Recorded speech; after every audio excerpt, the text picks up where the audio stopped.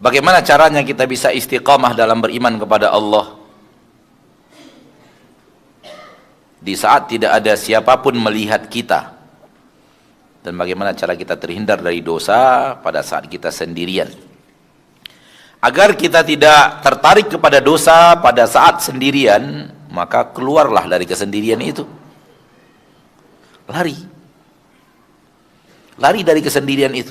Di saat kita belum bisa iman kita untuk membentengi kita daripada berbuat dosa pada saat kita sendiri, lari daripada kesendirian, pergi ke tempat kaum muslimin, pergi ke masjid, pergi ke tempat di mana sampai saat di mana rasa ingin berbuat maksiat itu hilang, balik lagi.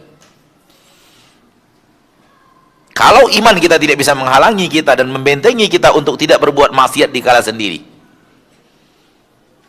kita masih membutuhkan pandangan mata manusia untuk berhenti dari berbuat maksiat, maka yang harus kita hindari kesendirian itu sendiri. Bukan justru tutup pintu, kunci jendela, bukan. Makin senang iblis dan bala tentaranya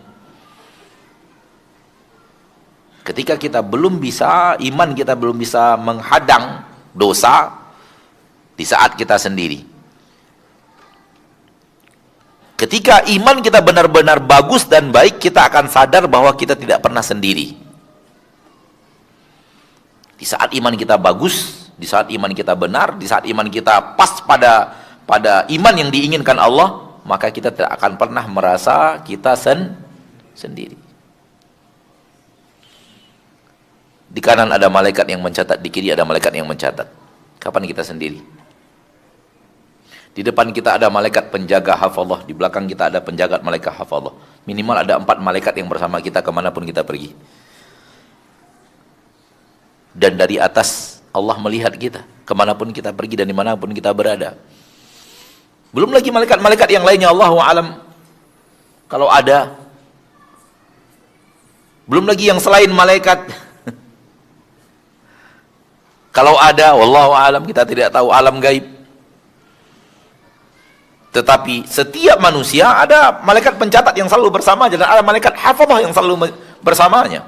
Malaikat hafadzah tugasnya adalah menolak seluruh mudarat yang menghadap, yang datang ingin sampai kepada kita, dihadang oleh malaikat hafadzah sampai Allah mentakdirkan, mengatakan kepadanya biarkan, maka mudarat itu datang. Maka kita diberikan oleh Allah malaikat penjaga depan dan belakang, dan Allah memberikan kepada kita malaikat pencatat kiri dan kanan. Kapan kita sendiri secara syariat, secara iman? Maka kita tidak pernah sendiri secara iman kita. Karena mana iman kita kepada Allah yang selalu melihat kita? Mana iman kita kepada malaikat yang ada bersama kita? Maka secara iman kita tidak pernah sendiri. Oleh karena itu kita mengatakan bahwa ketika iman bagus, ketika iman benar, ketika iman pada tempatnya yang diinginkan Allah, pada posisi yang diinginkan Allah, manusia tak akan pernah merasa sendiri. Orang yang beriman tak akan pernah merasa dia sendiri. Kenapa? Imannya menyaksikan adanya malaikat. Imannya menyaksikan adanya Allah yang pasti melihat.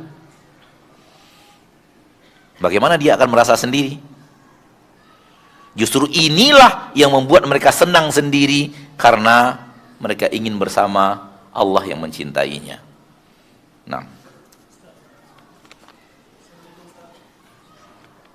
dalam indikasi-indikasi setan tadi, tentara setan, dan indikasi-indikasi tentara Allah, bermesraan, bagaimana sikapnya?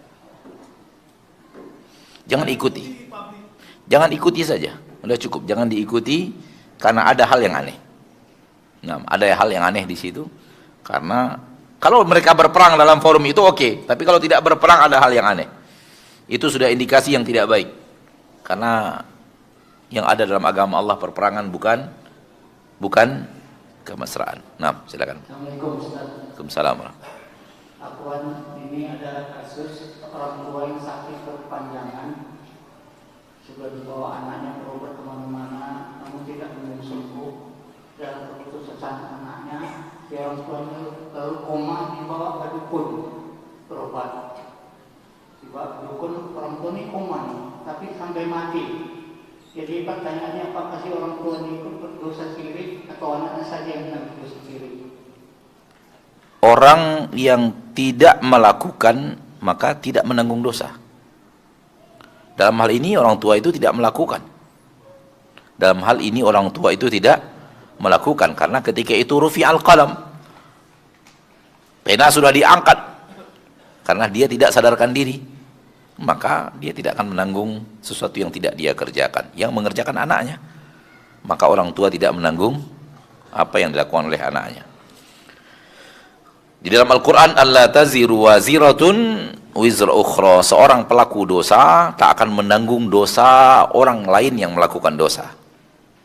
Kenapa Allah mengatakan seorang pelaku dosa tak menanggung? Karena semua kita berdosa.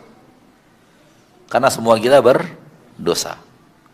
Alla taziru waziratun wizra, seorang pelaku dosa tak menanggung dosa orang lain. Kenapa Allah sebut seorang pelaku dosa? Karena siapapun kita adalah pelaku dosa. Bukankah kita pernah berbuat maksiat? Kita berbuat dosa, berarti semua kita pelaku dosa. Dosa kita, urusan urusan dia. Dan kita tidak nanggung dosa dia, yang kita tanggung dosa kita saja. Nah,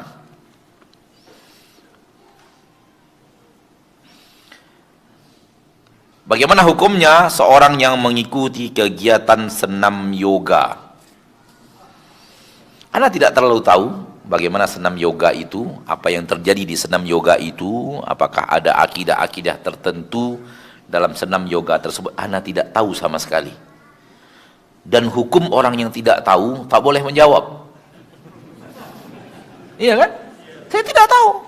Saya tak tahu apa senam yoga, bagaimana senam yoga, apa yang dilakukan, apa yang diyakini, bagaimana gerakannya, adakah pemujian, penghormatan, adakah? Anda tidak tahu sama sekali. Ana tidak tahu sama sekali. Oleh karena itu, cari ustadz yang tahu. Karena ustadz yang tidak tahu tak boleh menjawab. Sampai di sini pertemuan kita pada malam yang berbahagia ini. Semoga Allah Jalla wa'ala menjadikan kita hamba-hambanya yang senantiasa berusaha menjadi wali Allah. Karena yang ada di dalam Al-Quran, kalau tidak wali Allah berarti wali syaitan. Subhanakallahumma wa bihamdika, asyhadu an la ilaha illa anta, astaghfiruka wa atubu ilaik. Assalamualaikum warahmatullahi wabarakatuh.